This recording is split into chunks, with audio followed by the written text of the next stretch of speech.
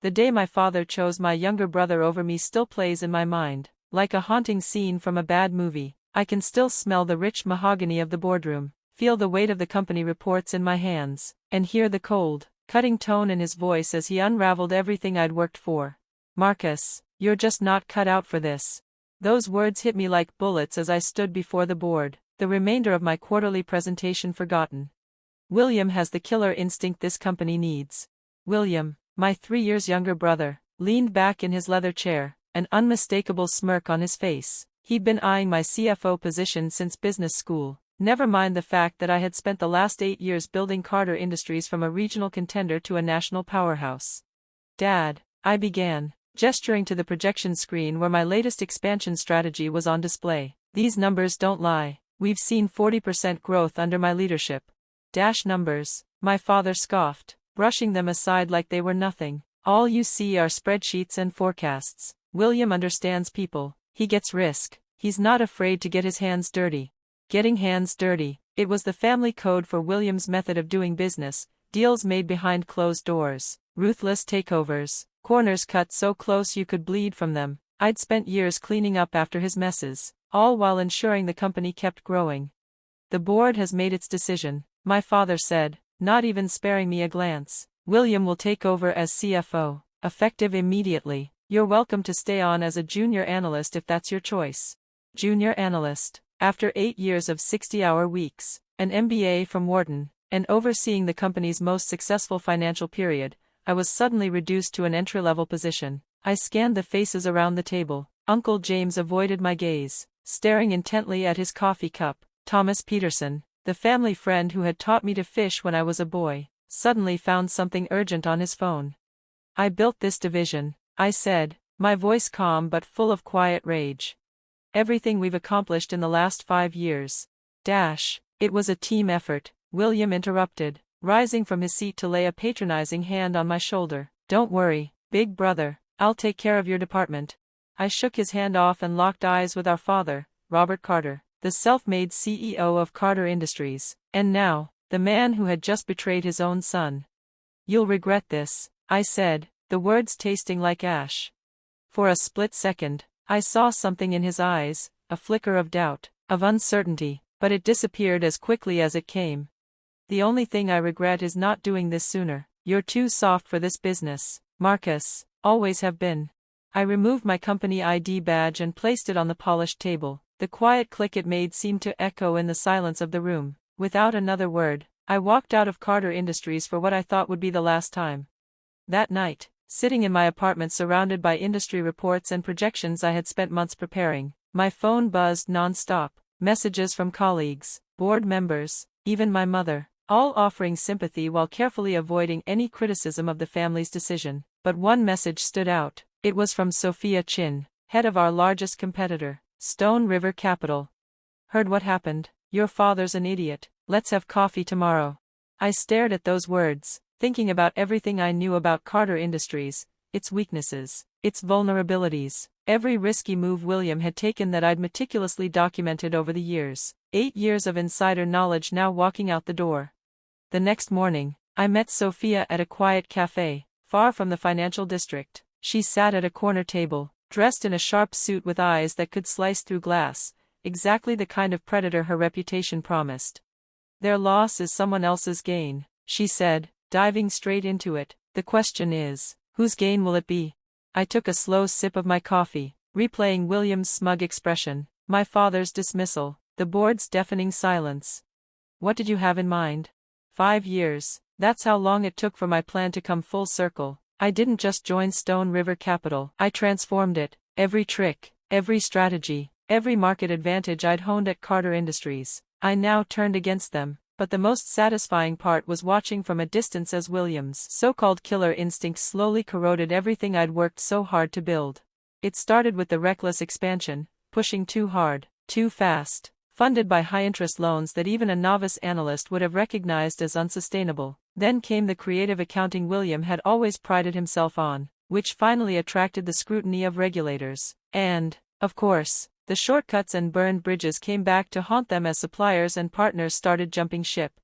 Meanwhile, I was building my own empire at Stone River, quietly acquiring key players in the industry, strengthening partnerships, and biding my time. I knew the moment would come. When Carter Industries stock started its inevitable decline, I was prepared. When their bankruptcy filing hit the news, I sat in my corner office at Stone River, now the CEO, and watched as my father's empire crumbled across every financial network. My assistant walked in, struggling to suppress a smile. "Sir, you've got visitors in the lobby, the Carter family." I glanced at the proposal on my desk, a desperate plea for investment from Carter Industries, delivered just this morning by courier. 5 years ago, I would have leapt at the chance to save my family's company, but I wasn't that person anymore. "Send them up," I said, turning to face the city skyline. "Let's see what the people who aren't cut out for this business have to say." The conference room felt different from this side of the table. My father, once the embodiment of corporate authority, now looked every bit his 65 years. William's designer suit couldn't conceal the dark circles under his eyes or the nervous twitch in his jaw. Even Uncle James, who had always backed my father's every decision, appeared to have aged a decade in just a month. "Marcus," my father began, his voice lacking its usual power, "thank you for meeting with us." I didn't answer right away. Instead, I opened their proposal, each page a testament to William's mismanagement, toxic loans, failed acquisitions, burned bridges with suppliers. The company I had helped build was now worth less than the furniture in its own offices. 40 million, I said at last, meeting their eyes. "That's what you need to stave off total collapse." William leaned forward, his old smirk now replaced by desperation. "The company still has potential, we just need some time to restructure." "Time," I interrupted, pulling out a folder of my own. "Like the time you gave Anderson Supply after you took over? They were our biggest supplier for 20 years. Now they're exclusively contracted with Stone River." My father's expression hardened. "You poached them." "No," I corrected him. "I offered them better terms and actually honored our agreements, something William never understood the value of." I began laying out documents, one by one.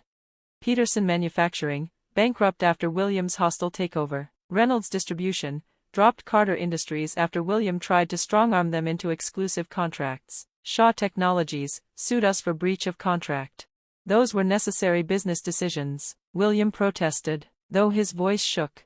"Necessary?" I laughed, the sound sharp and bitter. "You burned every bridge I spent 8 years building, all because you thought being tough meant being ruthless."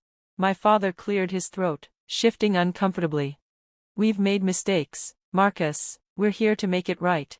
"Make it right." I stood and walked to the window, gazing out at the city below, the same view I'd had from my old office at Carter Industries. "Like you made it right when you demoted me, when you told the entire board I wasn't cut out for business?" "I was wrong," he murmured. I turned back to face them. "No, Dad, you weren't wrong. I wasn't cut out for your kind of business. The backstabbing, the shortcuts, the killer instinct you were so proud of, that was never me." I pressed a button on my desk phone. "Sandra, could you bring in the other proposal?" Moments later, my assistant entered with another folder. I slid it across the table to my father. "What's this?" he asked, opening the document. "Stone River's terms for acquiring Carter Industries." The room went deadly silent. William's face drained of color as he snatched the document from our father's hands. "This is a hostile takeover," he sputtered. "You can't." "I can." I tapped the proposal. "Your creditors are calling in their loans. Your stock has dropped 80% in 3 months. You need 40 million to survive. But this," I tapped the paper again, "values your company at barely 20 million. Marcus, please." My father's voice cracked, a faint trace of desperation creeping in. "This company is our legacy." "Our legacy?" I pulled out one final document, the minutes from that board meeting 5 years ago. "You destroyed our legacy the moment you chose William's killer instinct over real business sense." Uncle James, who'd remained silent until now, spoke up. "We can fight this. The board won't approve." "The board doesn't have a choice," I interrupted, my voice firm. "I've spent the last 5 years buying your debt, acquiring your partners, and watching you run this company into the ground. I own enough of your creditors to force this through." William stood up so quickly that his chair toppled backward. "You planned this, all of it?"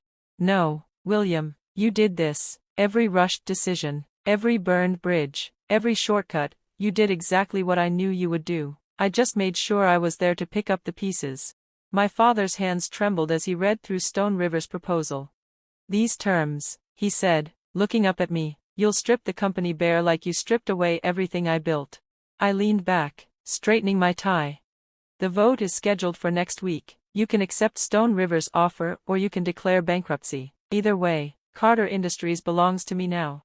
Son, my father tried one last time. We're family. I thought back to that day in the boardroom. The years spent watching William tear down what I'd built while my father praised his ruthless business instincts. Family? I pressed another button on my phone. Sandra, please escort the Carter family out. And, Dad, don't forget to leave your key card at reception. You're not cut out for this business anymore. They left in silence, defeated. Through my office windows, I watched them cross the street to where their driver waited, one of the few luxuries they could still afford, at least for now. My phone buzzed. A text from Sophia Chin. Heard the Carter meeting went well, drinks to celebrate. I smiled, recalling our first meeting in that cafe 5 years ago. She had seen something in me that my family had missed. Now, Stone River Capital was the industry leader, and I wasn't the soft-hearted son who couldn't make the tough calls. Sandra, I looked up as she entered with the afternoon contracts. Sir, the Carter Industries board is requesting an emergency meeting. Schedule it for tomorrow, I said, picking up my pen. And Sandra, have maintenance changed the name on the Carter Industries building first thing Monday morning to Stone River? No, I thought about the legacy my father was so worried about. Change it to Phoenix Industries. It's time for something new to rise from these ashes. That evening, as I worked late in my office, I received one final text from William. I hope you're happy. You've destroyed everything our father built. I looked out at the city lights, at the empire I'd built from the ruins of my father's betrayal, and typed back 3 words. No, I rebuilt it. Sometimes the best revenge isn't about destroying what others have built. It's about building something better from the wreckage they left behind. My father had always said I wasn't cut out for the family business. He was right. I was cut out for something much bigger. The next morning, as I walked into the board meeting that would officially mark the end of Carter Industries, I passed the company's mission statement mounted on the wall, building tomorrow's legacy today. By next week, those words would be gone, replaced by Phoenix Industries' new motto, rising higher. Sometimes, I realized, you have to lose everything to build something greater. My father had taught me that lesson, just not in the way he'd intended.